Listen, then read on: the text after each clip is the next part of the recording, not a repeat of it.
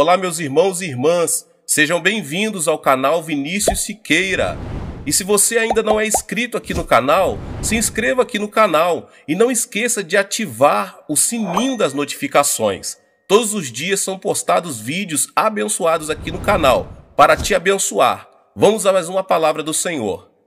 Hoje quero falar-lhes sobre o tipo de oração que é o mais agradável ao Senhor. Entenda, nem todas as nossas orações bendizem o coração de Deus. Contudo, com a ajuda do Espírito Santo, quero crer que o que compartilharei com vocês aqui transformará sua vida de oração, de agora até que Jesus venha. Não tenho intenção de complicar a oração. Ela já foi muito complicada por bem-intencionados mestres que transformaram-na em fórmulas, estratégias e teatrismo. Alguns cristãos, literalmente, vestem botas de combate e uniformes para agir no papel de guerreiros da oração. Outros frequentam reuniões onde recebem guias de oração, folhetos que dizem como preencher as horas em que estarão lá. Não estou condenando nenhum deles, mas gostaria de mostrar-lhes o tipo de oração que eu acredito que agrade mais ao Senhor. Na realidade, o tipo de oração que mais agrada a Deus é muito simples e fácil de entender.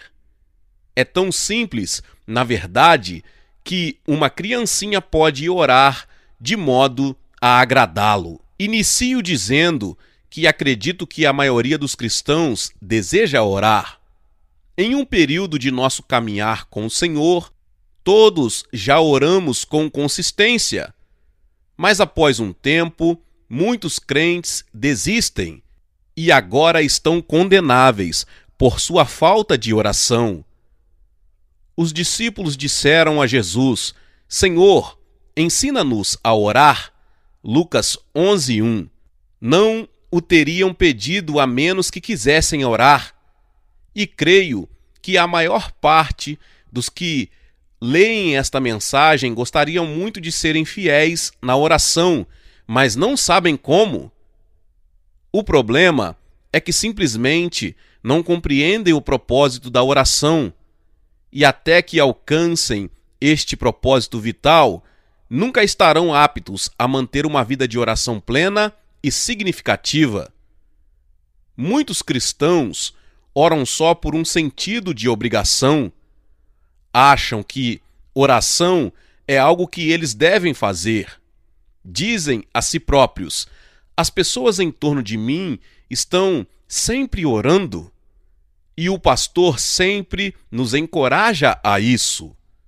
Além disto, a Bíblia pede oração. Então tenho de orar.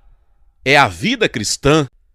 Outros apenas oram quando bate uma tragédia e quando uma crise os arrasta. E não oram de novo enquanto outra dificuldade não surgir. Amados, a igreja jamais compreenderá a importância da oração até que nos apossemos desta verdade bíblica. A oração não serve só para o nosso próprio bem-estar ou alívio, mas para o deleite do Senhor. A menos que estes dois elementos estejam juntos, não teremos uma base sobre a qual construir uma vida de oração. Oração não é só para nosso benefício, mas para o deleite de nosso Deus. Não devemos só interceder pelas coisas que precisamos, mas pedir as coisas que Ele deseja. Os cristãos podem ser muito autocentralizadores e egoístas quando chega a hora de orar. Frequentemente vamos ao Senhor só para descarregar para Ele as nossas dificuldades e dores, para buscar suprimento de força para a próxima batalha. É claro, isto é bíblico. Somos convidados para ir confiadamente ao trono da graça de Deus para achar misericórdia e socorro em tempo de necessidade. Ele nos diz para lançar sobre ele toda a nossa ansiedade. Mas o nosso orar não está completo. Não será a prece que é a mais agradável ao Senhor, se não compreendermos a necessidade da parte de Deus. Onde buscamos alívio e ajuda do Senhor, Ele deseja comunhão conosco, intimidade e companheirismo. Nosso primeiro propósito ao orar deve sempre ser a comunhão com o Senhor. Afinal de contas, Ele já fez toda a provisão para as nossas necessidades de cada dia. Não andeis ansiosos pela vossa vida, quanto ao que haveis de comer ou beber, nem pelo vosso corpo, quanto ao que haveis de vestir. Observai as aves no céu, vosso Pai Celeste as sustenta. Porventura, não valeis muito mais do que as aves? Vosso Pai Celeste sabe que necessitais de todas elas. Buscai, pois, em primeiro lugar o seu reino e a sua justiça, e todas essas coisas vos serão acrescentadas. Portanto, não vos inquieteis com o dia de amanhã. Mateus 6, do 25 ao 26 e 32 ao 34. Sabe o que tendes, porque Deus, o vosso Pai, sabe o de que tendes necessidade, antes que lhe o peçais. Versículo 8 de Mateus 6. Deus está nos dizendo: quando você vier à minha presença, concentre sua em me conhecer. Não se permita concentrar em coisas materiais. Eu conheço as suas necessidades. Você não precisa nem pedir, eu cuidarei de todas elas. Simplesmente busque a mim. Gozemos nossa doce comunhão. Contudo, quanto do nosso tempo de oração é gasto pedindo a Deus em emprego melhor, uma casa melhor, roupas e outras necessidades. Se a maior parte dos crentes subtraísse tais petições de seus horários de oração, sobraria nada ou quase nada. Talvez orar seja uma carga para você. Você ora mais por obrigação? Orar é algo aborrecido para você? É mais um dever que um prazer? Tão poucos cristãos entram na presença de Deus com deleite, simplesmente pelo prazer da sua companhia. Alguns consideram isto um trabalho, fadiga, esforço. Contudo, quando temos uma conversa íntima com uma pessoa querida nossa aqui na terra, achamos isto trabalho? Não, é um prazer fazer isto. Se você tem um casamento feliz, você não considera como trabalho a intimidade que tem com o seu cônjuge. Quantos casamentos foram destruídos por um cônjuge que considerava a intimidade apenas um dever? Há uma geração de senhoras cristãs mais idosas que ensinou às suas filhas que intimidade com o esposo era apenas um dever dificultoso, uma carga. Elas a consideravam um trabalho, uma obrigação, sem nenhum deleite. Contudo, Cristo assemelha sua relação com o seu povo àquela do marido e esposa. E a Bíblia diz que Jesus se deleita em nós. O fato é que o prazer do marido em usufruir intimidade não é apenas simplesmente a satisfação de suas próprias necessidades. Não, o real prazer dele está na alegria de saber que sua esposa compartilha seu deleite. Ele diz em seu coração: ela realmente quer ficar comigo. Sou o primeiro no coração dela. Eu sou tudo para ela. Ela não reluta em privar de intimidade com ele. Não vê isto como um dever ou obrigação. Antes, ela deleita-se nele. E quando ele a busca, ela responde, buscando-o também, deleitando-se igualmente um no outro. Sabemos que o Senhor deleita-se no seu povo. A Bíblia nos diz: quão formosa e quão aprazível és, o amor em delícias, Cantares 7:6. E Davi diz: livrou-me, porque ele se agradou de mim, Salmo 18:19. Por que você imagina o Senhor com um exuberante deleite por seus filhos? Este é o quadro que a Escritura nos dá. Nosso Deus deleita-se em nós. Contudo, será que deleitamo-nos nele? A Bíblia diz que o Senhor deveria ser o nosso deleite.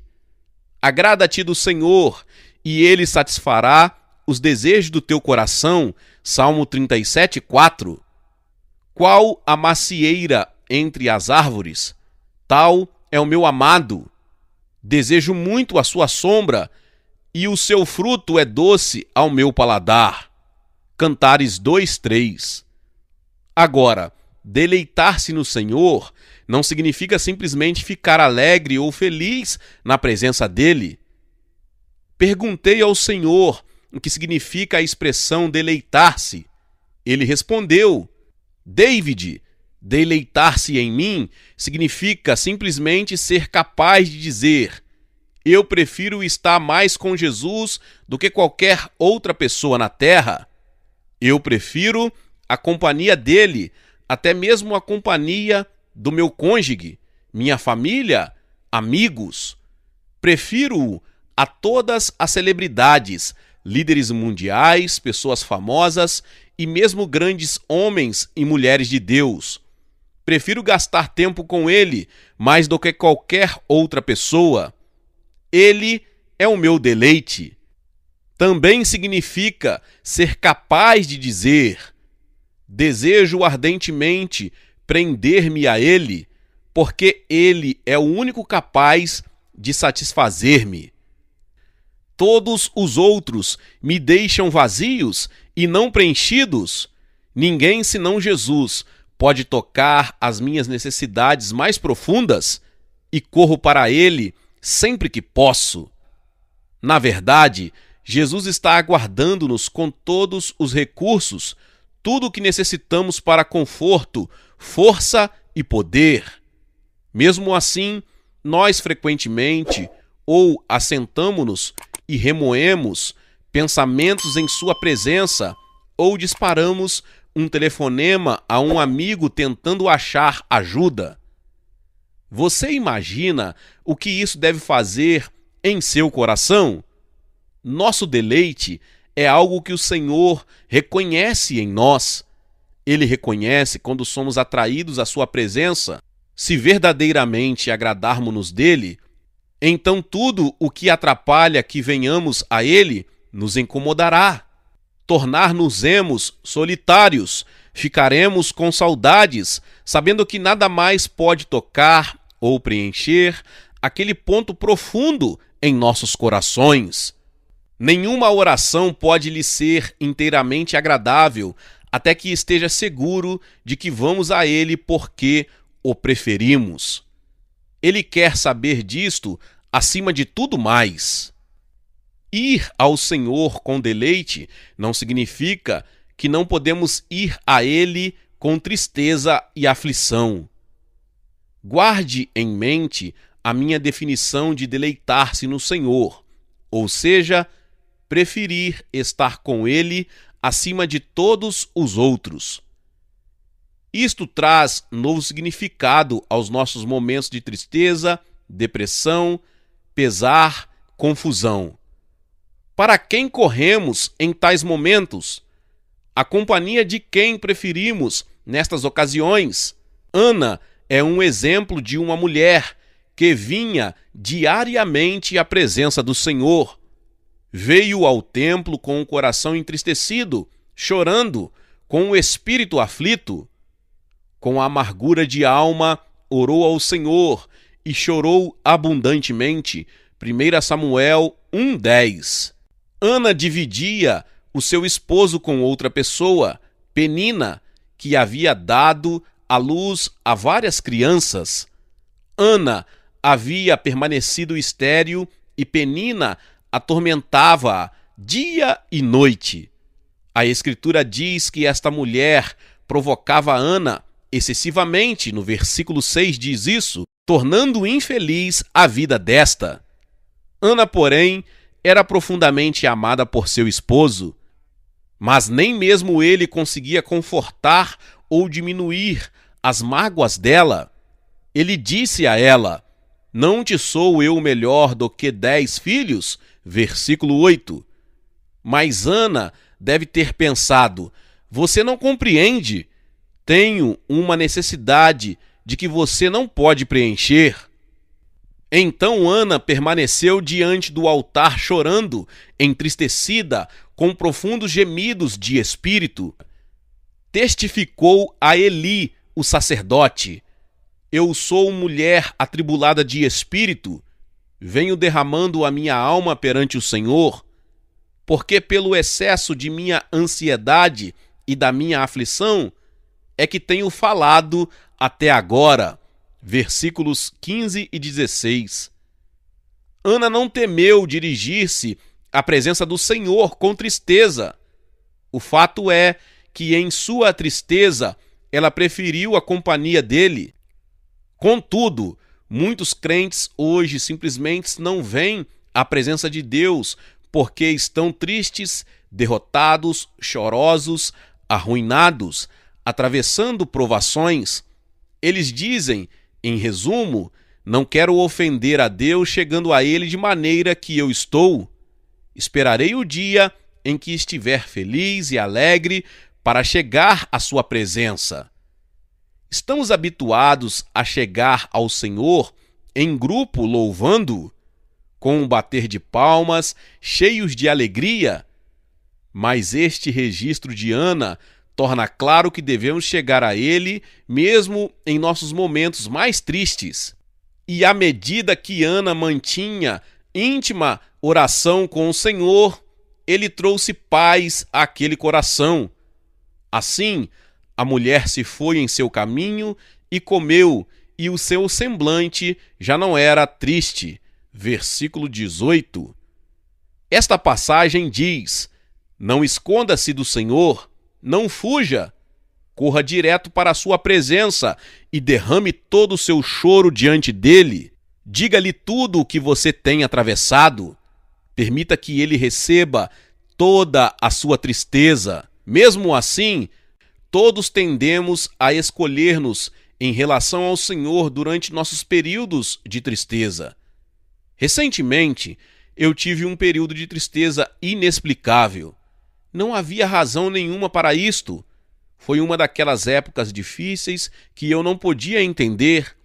Hesitei então, uma manhã, em começar a orar pensando: esperarei até a noite, aí então vou ter o meu tempo particular com o Senhor. Mas o Espírito Santo apressou-se a buscar o livro de Neemias. Ao ler o capítulo 2, vi algo que não houvera visto anteriormente. O capítulo contém uma história encorajadora a todos que vão até o Senhor com um coração pesaroso. Neemias era o copeiro do rei Artaxerxes. Experimentava os vinhos antes que fossem trazidos à mesa real, assegurando-se de que estes não estavam envenenados. Com o tempo, Neemias tornou-se servo de confiança do rei.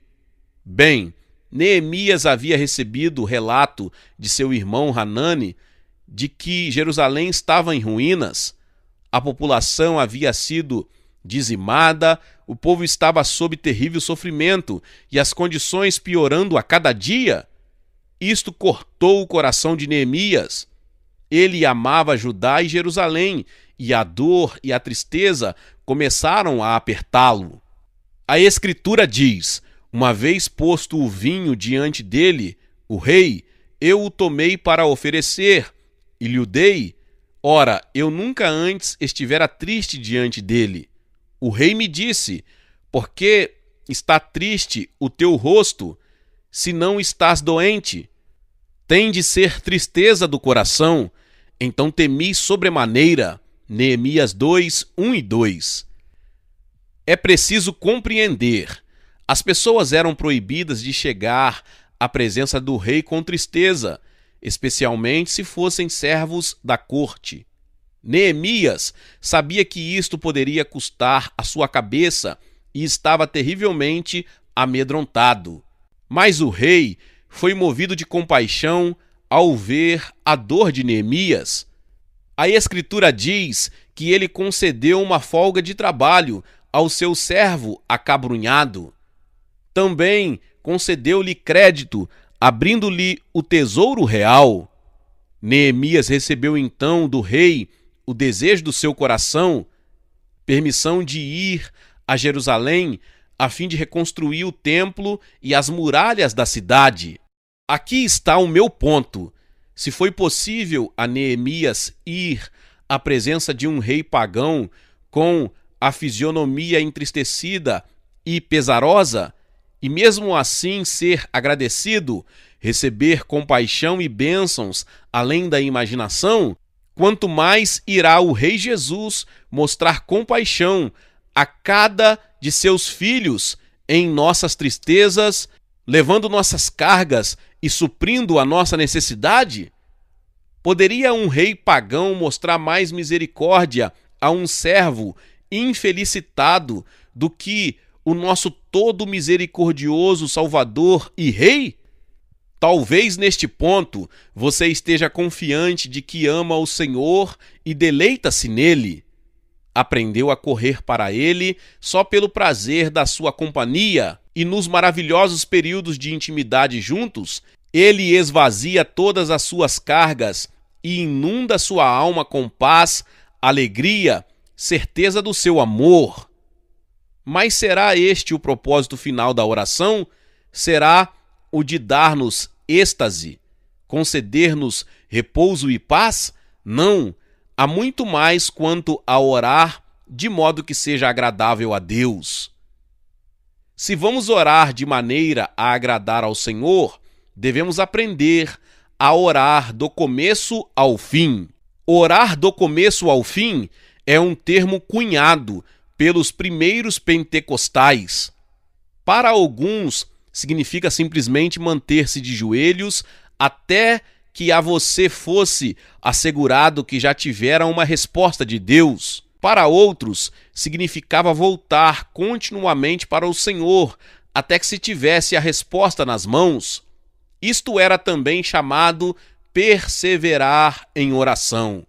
Como menino, naquelas primeiras reuniões de acampamento, ouvia as pessoas testificarem: vou agarrar-me às bordas do altar e não desistirei até que Deus responda. Contudo, eu não acredito seja este o mais verdadeiro significado de orar do começo ao fim. Você pode prender-se ao Senhor no Monte da Transfiguração, deleitando-se em sua presença. Você pode passar horas de qualidade, mesmo dias com Ele, glorificando-o em doce comunhão. Você pode ter todas as suas necessidades preenchidas. Seu coração pode ser totalmente satisfeito. A presença dele pode lhe curar, elevar, dar poder, fortalecer. Mas o que acontece quando você sai daquele santificado lugar de íntima comunhão?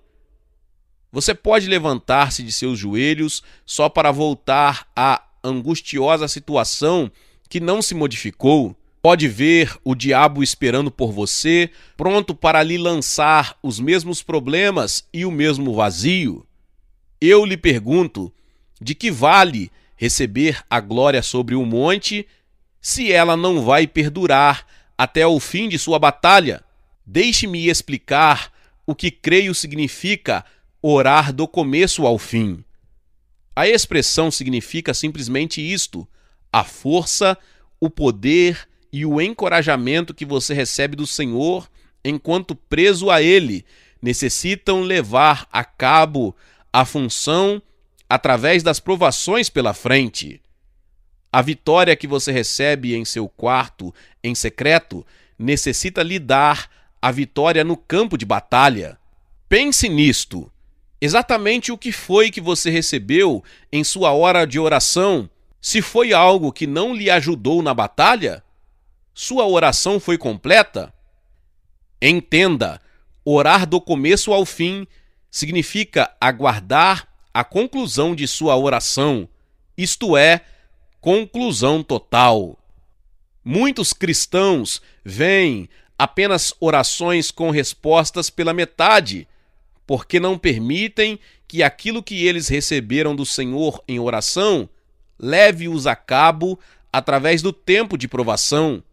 Em verdade, muitos homens de oração foram desperdiçados, carreiras interrompidas, perdidas, porque não foram conduzidos desta maneira. Quantos de nós fomos em oração ao Senhor, derramando a Ele nossos corações, e após isso, fomos levantados do abismo, nossa alegria foi restaurada, nossa fé foi acrescida? A primeira coisa que Ele nos diz, em nossa hora como Ele é, não tema, eu estou contigo. Ele endireita o nosso espírito, trazendo-nos alívio e paz.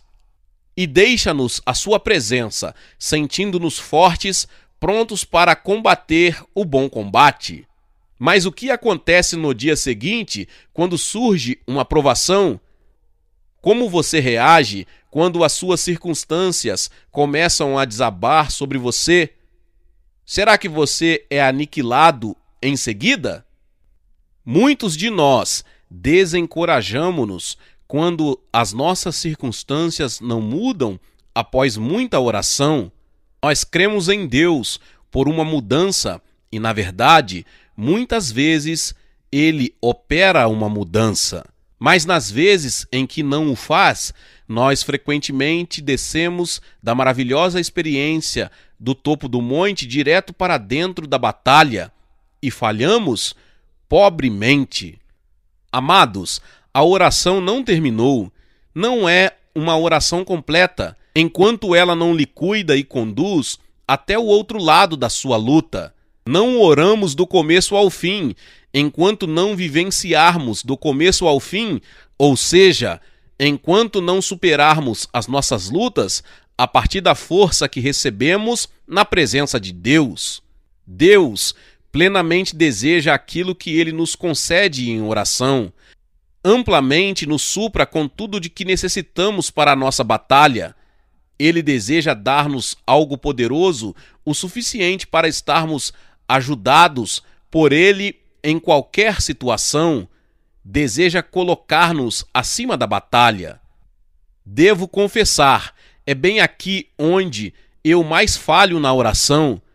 Tenho conhecido e experimentado o êxtase da intimidade com o meu Senhor. Ele transformou-se no meu deleite. Sei o que é correr para Ele com peso, dor, com as lágrimas descendo e experimentar o seu impressionante toque, enchendo-me com paz e alívio. Mas quando enfrento a próxima provação ou crise que chega, parece que toda a minha paz e alegria se evaporam. Descubro que ainda não orei do começo ao fim. Isto já aconteceu com você? Talvez você tenha ido à igreja e tenha sido abençoado, deixando o santuário com um sentido de poder e unção. Porém, quando chegou em casa, começou a discussão com o cônjuge. Aí você foi trabalhar na segunda-feira e tudo deu errado. Aonde, naquele momento, estava a alegria, a paz e o descanso que você recebeu por estar na presença do Senhor há tão pouco tempo? A sua oração não foi feita do começo ao fim. Em algum momento, entre a glória e a crise, perdemos tudo o que ganhamos durante nossa intimidade com o Senhor. Então, como conservar isto? O que podemos fazer para ver a nossa oração operar do começo ao fim, levando-nos a uma conclusão triunfante? Tenho orado sobre isto continuamente por causa dos muitos cristãos em todo lugar que estão sofrendo tão profundamente. Nosso ministério recebe entre 30.000 a 40.000 cartas por mês de nossos leitores e nunca ouvi tanto a respeito da dor que tenho lido nestas cartas. Muitos cristãos estão sendo sufocados por uma solidão tão grave que eles mal conseguem se sustentar durante o dia. Outros estão sofrendo através de todos os tipos de problemas conjugais e familiares. Pastores são atingidos pelo sofrimento de todas as pessoas dentro de suas congregações. Ao ler a respeito de tanta aflição, tenho que invocar a Deus. Pai, não devo escrever uma mensagem que aumente o pesar dessas pessoas. Por favor, Senhor, o que devo dizer? A resposta que recebi é a mensagem que lhes escrevo hoje. O Senhor deseja que você receba algo de sua hora íntima com Ele, ter um poder e autoridade que irão lhe carregar através das provações. Ele deseja que você ore de modo completo através destas horas. Mas como, você pergunta, como manter a vitória que recebo na minha hora de oração com Ele? Como levá-la até o outro lado da batalha? Há duas coisas que necessitamos fazer para orar através da provação. O primeiro modo de aprendermos a orar do começo ao fim é pelo ouvir. A maioria dos cristãos não ouvem a Deus, vão a Ele só para falar. Contudo, as Escrituras revelam que qualquer pessoa que foi usada por Deus aprendeu a permanecer em sua presença até ouvi-lo. A Escritura deixa claro que o Senhor quer falar com cada um de nós. Quando te desviares para a direita e quando te desviares para a esquerda, os teus ouvidos ouvirão atrás de mim uma palavra dizendo: este é o caminho, andai por ele. Isaías 30, 21. Soube no caso de uma garotinha que estava morrendo de leucemia. Ao achegar-se à porta da morte, ela lutou contra o pensamento de morrer. Mas uma manhã, quando sua mãe entrou no seu quarto, a menina estava toda brilhante e feliz. O que aconteceu contigo? Perguntou a mãe. A garotinha respondeu: um anjo veio e disse-me que eu vou viajar. Deus veio, pegou minha mão e andou comigo pelo um belo jardim. Ele me disse: amanhã você virá para aqui, para ficar comigo. Deus falou àquela menina e tirou toda a dor e o medo de seu coração. Ao partir para estar com ele no dia seguinte, ela tinha paz total. Diga-me, quando você está em intimidade com Jesus, você recebe direção dele como esta? Ele lhe diz o que fazer e quando e como fazê-lo? Alguns crentes não creem que Deus faça isto, mas Jesus diz: as minhas ovelhas ouvem a minha voz e elas me seguem. João 10, 27. Não há como atravessar a sua aprovação a menos que você fique a sós com Jesus e clame: Senhor, és o único sobre a terra que pode me ajudar. Só tu conheces a saída para este sofrimento. Então, vou permanecer aqui até que tu me digas o que devo fazer. Não irei a lugar nenhum até que fales ao meu coração. Este é o tipo de oração do começo ao fim que é agradável a Deus.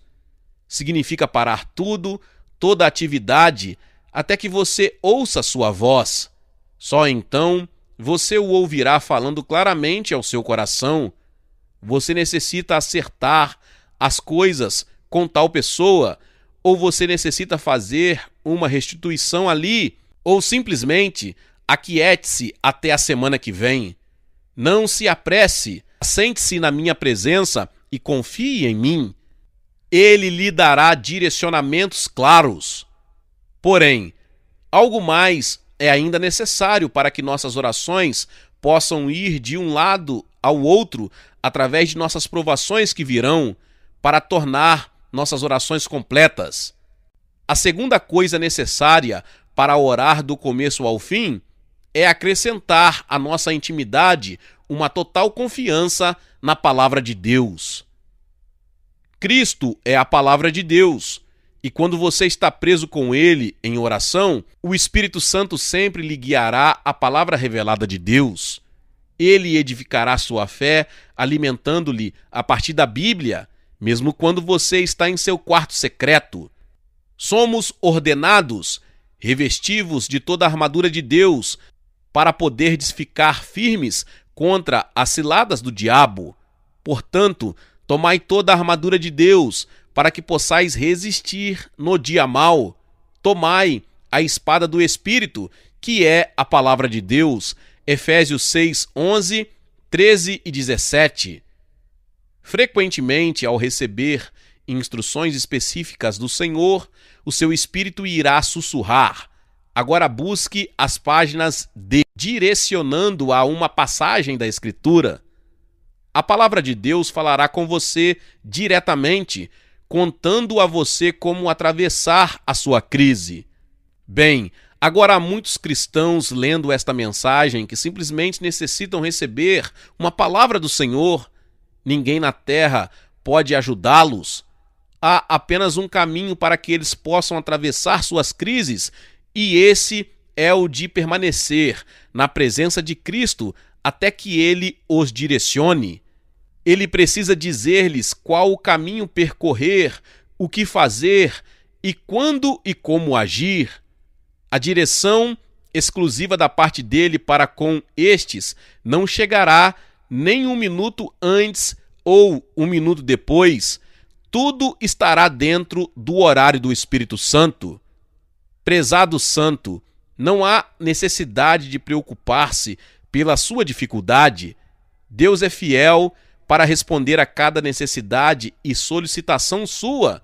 Assim, ao orar agora, simplesmente diga: Senhor, venho agora, não apenas para ter minhas necessidades preenchidas, necessidades estas que o Senhor já previu e está ansioso para cumprir. Não, venho para preencher a sua necessidade. Fomos construídos para a comunhão com Ele, mesmo em nossos momentos mais difíceis. Eu lhe pergunto, você ama estar com Ele? Você o prefere acima de todos os demais? O seu coração brada: Jesus, és o meu tudo, és o maior prazer da minha alma e adoro a tua companhia? Deus, ponha em todos nós um coração que seja facilmente persuadido diante da tua presença. Ajude-nos a orar através de todas as nossas lutas até a conclusão. Ao ouvir de perto o teu Espírito em nossa hora secreta de comunhão contigo e a depositar toda a nossa confiança em tua revelada palavra. Através destes meios, podemos saber que nossas orações são agradáveis a ti. Amém. Glória a Deus, que palavra poderosa. Talvez você ouviu esta palavra poderosa pela primeira vez e ainda não é inscrito aqui no canal. Se inscreva aqui no canal e ative o sininho das notificações. Todos os dias são postados vídeos abençoados aqui no canal para te abençoar. Deixe também o seu like e não se esqueça de compartilhar esta palavra com mais pessoas. Meus irmãos e minhas irmãs, nos vemos nos próximos vídeos. Amém.